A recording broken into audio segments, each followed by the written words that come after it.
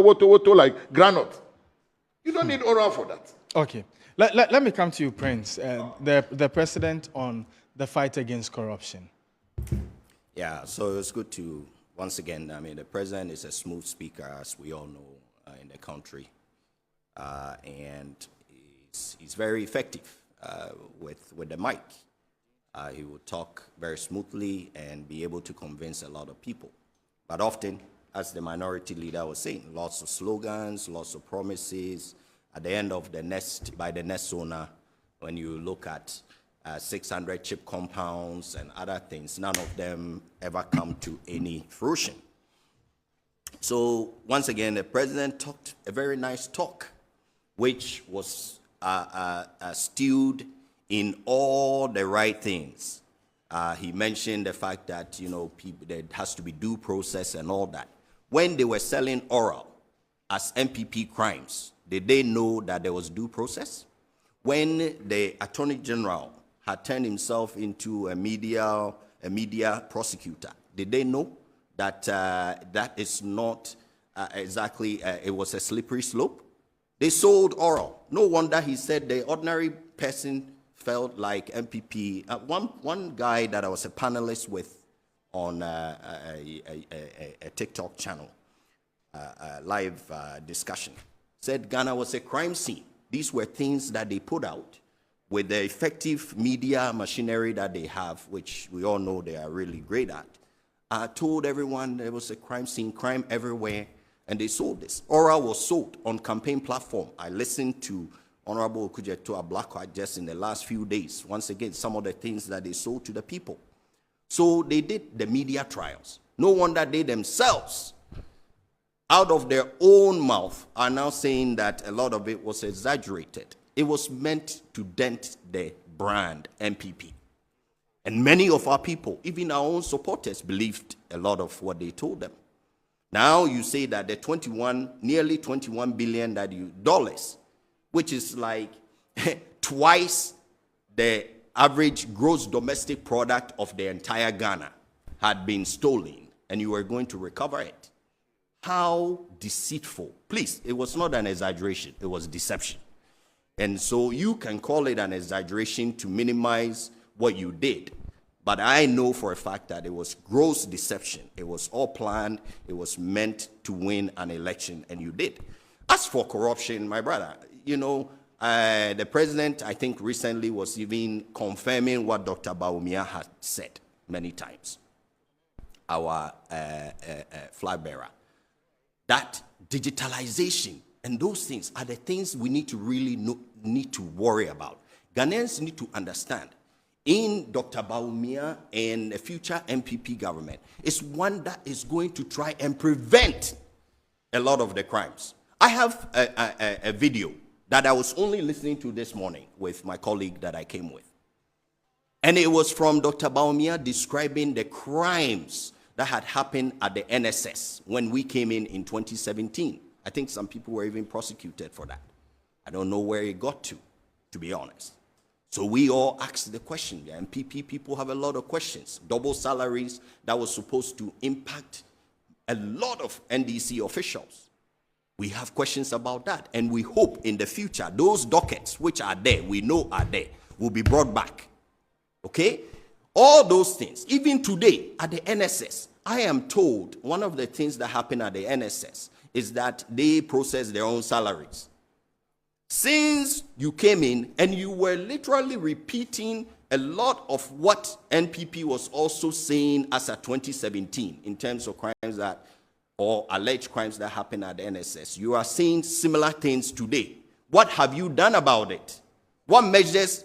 We were discussing this because we passed it today. What measures? And both parties, how are we making sure that we put in the preventative mechanisms, the digitalization? Why would NSS be processing their own service personnel salaries? Isn't that a recipe for problems? Has NDC changed that? They just talk the talk to win power, clearly. And they put so much garbage in there to dent the image just for politics. And we see now, of the oral, please, let's correct this before the people begin to believe. The Yoko 600 million that has been recovered is not attached to MPPO. It's not attached to Oral. Oral has recovered exactly 0 cedis as of today.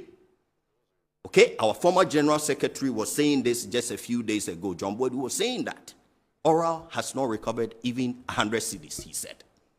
So as we sit here, nothing has come of it yet. And yet they said that $21 billion, they were deceiving you. It was very clear. As for the fact that it was prepared by non-prosecutors, you didn't know that? When they were spewing all these things on campaign platforms, they were deceiving that man that you said you met. Of course, he's going to believe everyone was stealing. Some of us have been in public service. We did the very best we could. And yet everyone think that you are doing something wrong when you are trying your very best to do as much right as you possibly can. You came into office, and your nolle prosequi in just a few months in office, about 10 billion cedis have been lost in active cases. You yourself said that the wheels of justice grind slowly. So why did you come in and stop all those cases of the people who are NDC members? All of them. You stopped all. You will not even have, deal discussions with people you are accusing today, including people like Wuntumi. But you just let your people, your own people, ask for them selective justice, which you are known well for. You let them go and you do nolle prosequi, to which we have lost about 10 billion cedis per the former Attorney General's calculation. 15 convictions of appointees to date are all NDC members. But yet you sit here and then try to paint the MPP as if everyone, until recently, when you got so loud with all your accusations, know that when it comes to corruption, NDC is tops. You have always been tops. And the convictions are there to show for it. Please, you mentioned the fact that some people are being tried now. A trial is not a conviction. And I'm sure you, as a legal person, knows this more than almost anybody. And you throw things about Franklin Templeton. Please, you're talking about the fact that the current finance minister was mentioning some build-up of the reserves that the MPP left, which is unprecedented, by the way. And the fact that there were some costs, I read it, and he said that there was about 2-point-something billion to build about $10 billion of reserves or something. That was the cost of the borrowing to build up the reserve, he said. And you mention it as if it's a crime. Please, if it's a crime, and if you had all these crimes, why haven't you at least been able to show working with some convictions? Yet, after all this time, if there were so many low-hanging fruits, what is the delay? You said that the wheels of justice grind slowly. Please, you didn't know this? Did you not know this? So you've done your media trials. You've used your oral as a political tool. And now the chicken are coming home to roost. And then now you call it an exaggeration. You also say that you mean due process. You did not mean due process when you were trying people and putting all these things in people's minds, all to win political power. And now that you have to show proof, now that you have to go through the actual rigors of the judicial system, you are found wanting, and you want to make it seem that, oh, you didn't mean to, you want due process. No, please, you were prosecuting people in the media. Almost everyone in Ghana knows it. I'll just quickly take some small time on a couple of things that he said earlier on, because I think I have a bit of some time. You see, you mentioned things like COVID and the fact that I had some notes, so I needed to go back to this. It was very important because you made a lot of misinformation here, or at least what I find to be propaganda.